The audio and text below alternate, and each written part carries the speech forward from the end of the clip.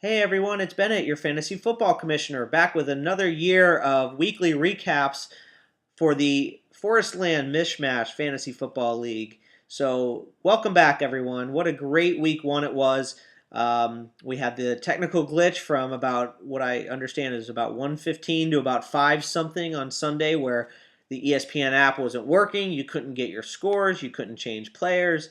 So it was pretty crazy. I was at an open house, so I was working, and I rely on my fantasy football app to keep me company when there's no one walking in the door.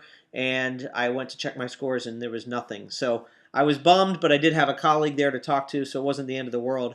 And then I was so far behind on the games that I TiVoed the Red Zone channel so that I could watch all the 3:30 great endings. So it was actually good that I didn't have the score because I was like 30 minutes behind, and it took me forever to get past all the early games, and then by the time I finally checked my score, apparently it was back online. So didn't cause me too much pain, but I'm sure it did if you were sitting at home watching all day.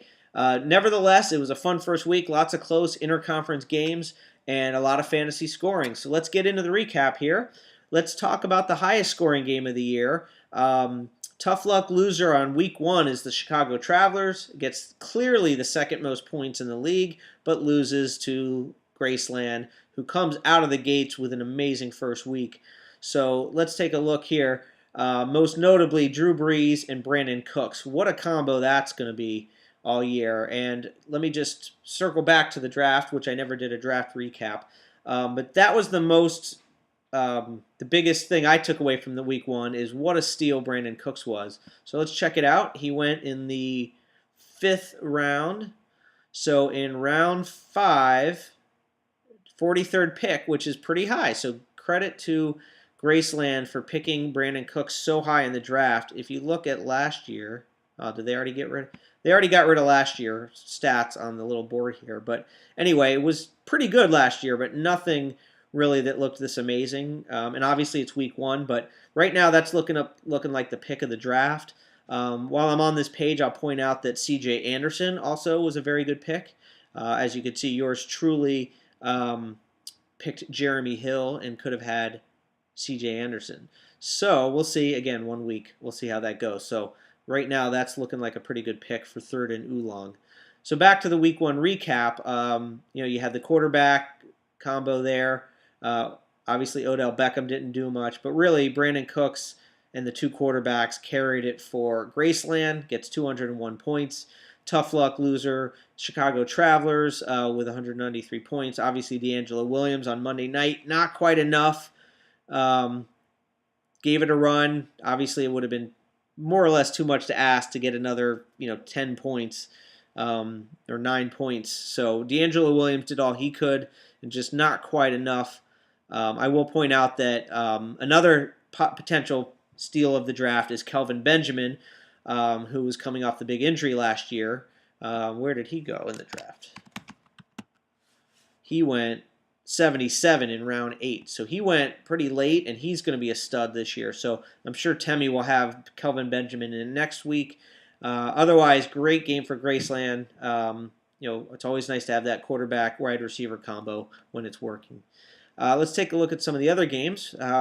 We had the Stallions taking care of the Cartel. Wasn't that close, but I will point out that there was a lot of action last night in the late game, which was completely crappy game. I watched about 10 minutes of it, and it was unbearable. Andrew Luck had tons of points. Who else? Antonio Brown again Monday night was a lot of points.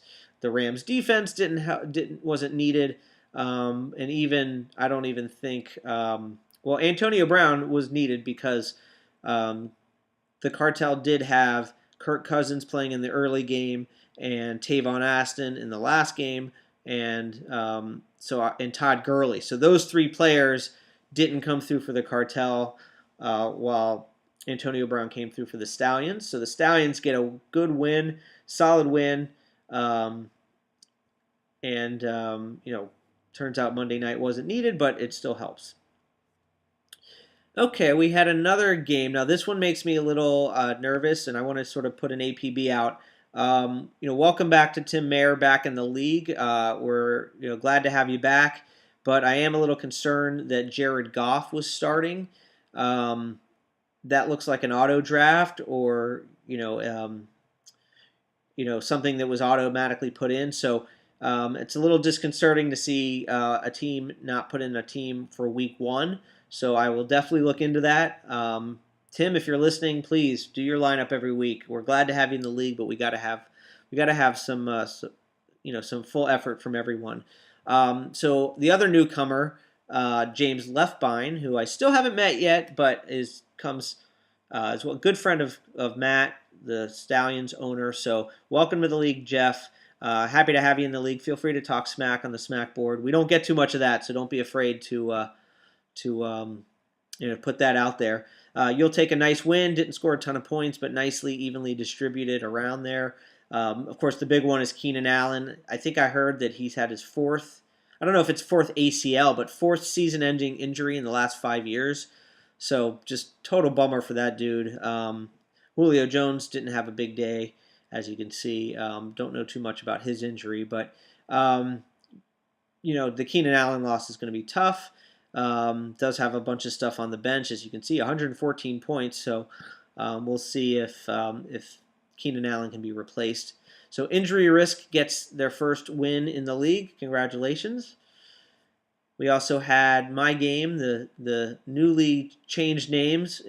Formerly the Ray Finkel's Kicking Academy, now Mandarino, which I actually sort of like. Cool name.